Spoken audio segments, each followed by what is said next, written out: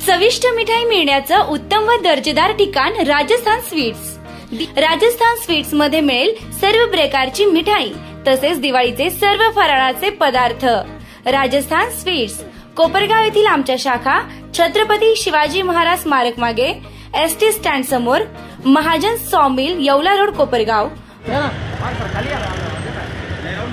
छत्रपती शिवाजी महाराज की जय। जय भवानी, जय शिवाजी, जय हो। तुम आगे बढ़ो, हम तुम्हारे साथ हैं। भारतीय जनता पार्टीचा जय हो। राज्यात नगर परिषद निवडणुकीची रणधुमाळी सुरू असताना अहिल्यानगर जिल्ह्यात राज ठाकरेंच्या मनसेला मोठा धक्का बसला आहे। कोपरगाव येथील रहिवासी व नगर जिल्ह्यातील मनसेचे उपजिल्हा प्रमुख संतोष गंगवाल त्यांच्यासह मनसे दिव्यांग सेनेचे जिल्हाध्यक्ष योगेश गंगवाल यांनी आपल्या पदाचा आणि प्राथमिक सदस्यत्वाचा राजीनामा देत युवा नेते विवेक कोल्हे यांच्या नेतृत्वाखाली भाजपामध्ये जाहीर प्रवेश केलाय। शहरातील छत्रपती शिवाजी महाराज यांच्या पुतळ्यास पुष्पहार अर्पण करत स्मारकासमोरच युवा नेते विवेक कोल्हे यांच्या हस्ते संतोष गंगवाल व योगेश गंगवाल यांचा पक्ष प्रवेश संपन्न झाला आहे। भाजपाच्या विकासाचे व्हिजन व युवा नेते विवेक कोल्हे यांच्या कार्यशैली प्रभावित होत आपण भाजप प्रवेश केल्याचं संतोष गंगवाल यांनी सांगितलं आहे। यावेळी भाजपाचे पदाधिकारी, कार्यकर्ते मोठ्या संख्येने उपस्थित होते। निर्भीड न्यूज, योगेश डोके, कोपरगाव। निश्चितपणाने भारतीय जनता पार्टीचं बळ या ठिकाणी वाढलेलं आहे। संतोष भाऊ गंगवाल हे काय शहराला किंवा तालुक्याला वेगळी परिचय करून देण्याची आवश्यकता नाही।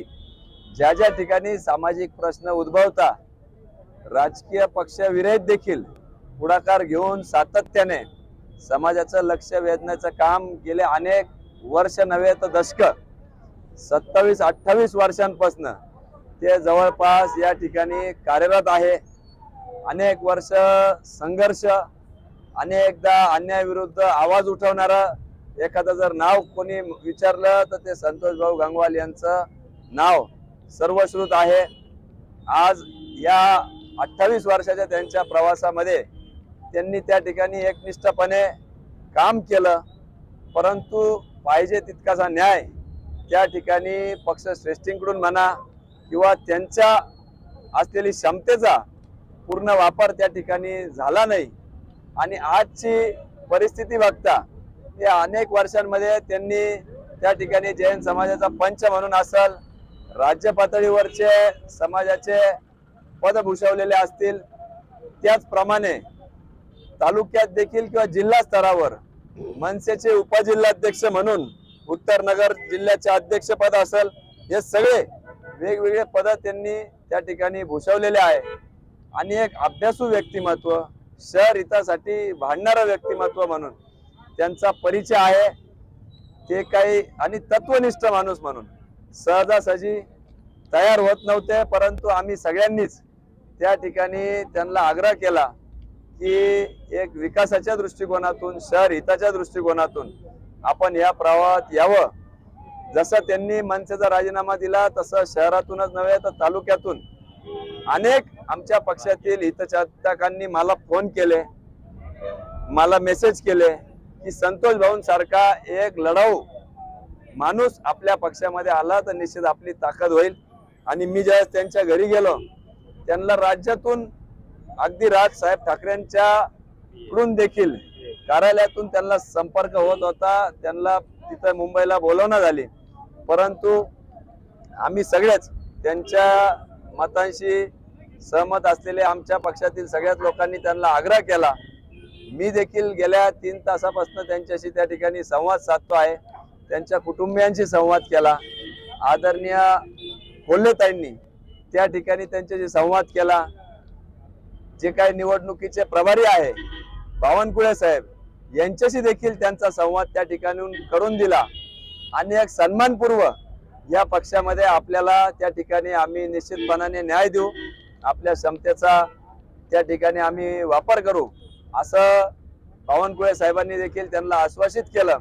आणि त्यानंतर आमच्या सगळ्यांच्या आग्रहाखातीर ते आज भारतीय जनता पार्टीमध्ये प्रवेश करत आहे।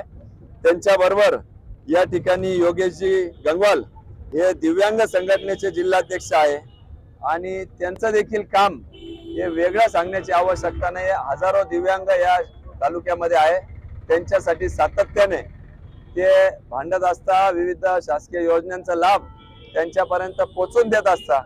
आणि आमच्याही इथले मुकुंद मामा असतील किंवा इतर सहकारी असतील, त्यांचाही आग्रह होता की त्यांच्यासारखा जर चळवळीतला कार्यकर्ता आपल्याला मिळाला तर निश्चितपणाने आपल्या या पक्ष संघटनेला बळ मिळेल.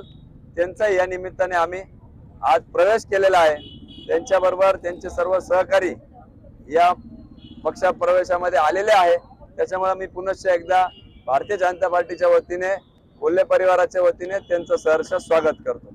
धन्यवाद. मी आज सकाळी राजीनामा नाही दिला, तर मी हा काल रात्री 12 वाजता माझ्या विवेक बुद्धीला स्मरून तो कालच रात्री आमच्या पक्षाचे सचिव सचिनजी मोरे, तसेच पुण्याचे आमचे शितोळे साहेब, त्यानंतर आमचे जळगावचे व आमचे महाराष्ट्र नवनिर्माण सेनेचे जिल्हा आपल्या याचे राज्याचे उपप्रमुख माजी आमदार बाविस्कर साहेब यांना मी रात्रीच तो राजीनामा त्या ठिकाणी पाठवला.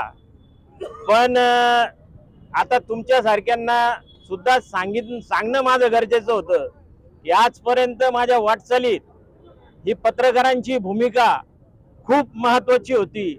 आणि ह्या पत्रकारांमुळं मी किमान माझे कामं या कोपरगावच्या जनतेपर्यंत पोहोचू शकलो.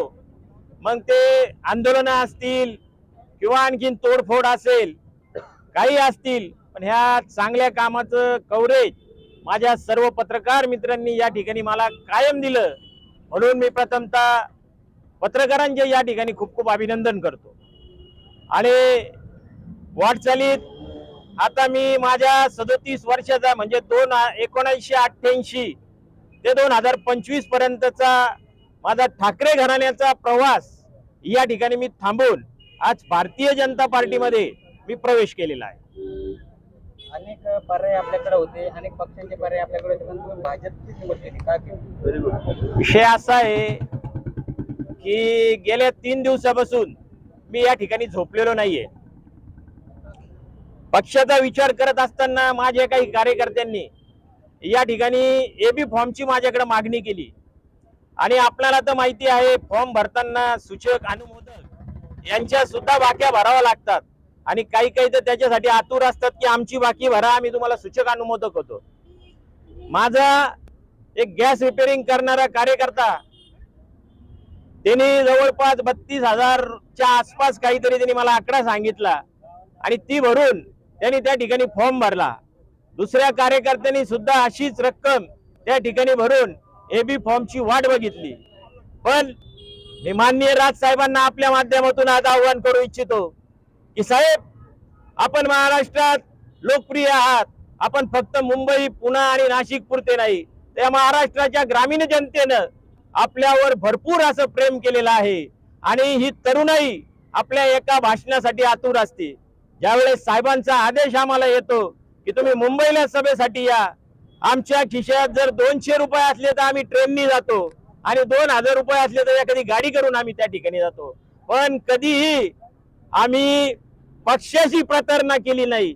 आणि आजपर्यंत माझ्या जीवनामध्ये सुद्धा मी माझे राजकीय विरोधक असतील, आजपर्यंतचे कोल्हे साहेबांबरोबर, काळे साहेबांबरोबर किंवा बाळासाहेब विखेंबरोबर सुद्धा मी काम केलं.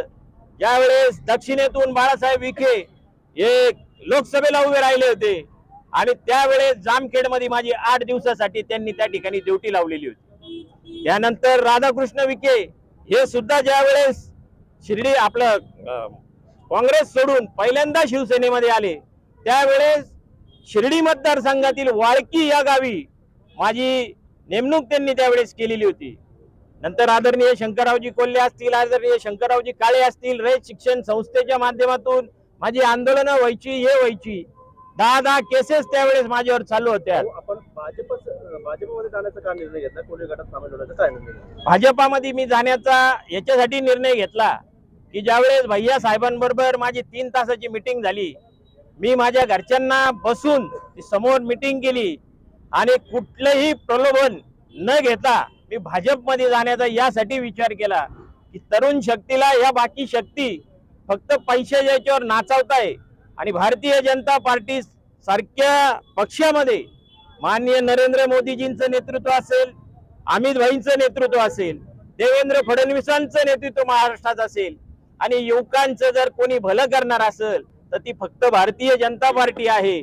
आणि मी माझ्या सहकार्यांबरोबर जे माझ्या कायम सुख दुःखात असायचे त्या सर्व सहकार्यांबरोबर, माझ्या घरच्यांबरोबर, भैयांबरोबर मी 3 तासापासून बसलेलो आहे, पण माझ्या घरच्यांबरोबर माझी सेपरेट बैठक झाली, माझ्या जिवलग मित्रांबरोबर माझी बैठक झाली आणि परत भैय्यन साहेबांबरोबर बैठक झाल्यानंतर बावनकुळे साहेबांनी सुद्धा ताईंनी बावनकुळे साहेबांना फोन करून त्यांनी भैया साहेबांना लाईनवर घेतलं आणि बावनकुळे साहेबांनी या महाराष्ट्राच्या तरुणाईसाठी जो काही पुढचा प्लॅन मला सांगितला तर खरोखर मी त्या ठिकाणी आकर्षित झालो आणि कुठलंही प्रलोभन न घेता आजपर्यंत तुम्ही मला ओळखतात। जर मी आजही त्याच घरात असतो आणि 50 वर्षही भारतीय जनता पार्टीत राहिलो तर तिथंच राहील, मला कुठली कमवायची हे नाही, कारण माझा परमेश्वरवरती बसलेला आहे। हा सर्व विचार करता मी ज्यावेळेस माझ्या प्रभूला आदेश हे केला की प्रभू तुम्ही मला काहीतरी मार्ग सुचवा आणि एकच मार्ग मला दिसला, बाकीचे मार्ग अंधारमय झालेले होते, म्हणून मी भारतीय जनता पार्टी सारख्या पक्षामध्ये या ठिकाणी प्रवेश केलेला आहे। सर्वोत्तम पुरस्कार प्राप्त संस्था ज्योती सहकारी पतसंस्था, महाराष्ट्रातील एक अग्रगण्य संस्था ज्योती सहकारी पतसंस्था कोपरगाव।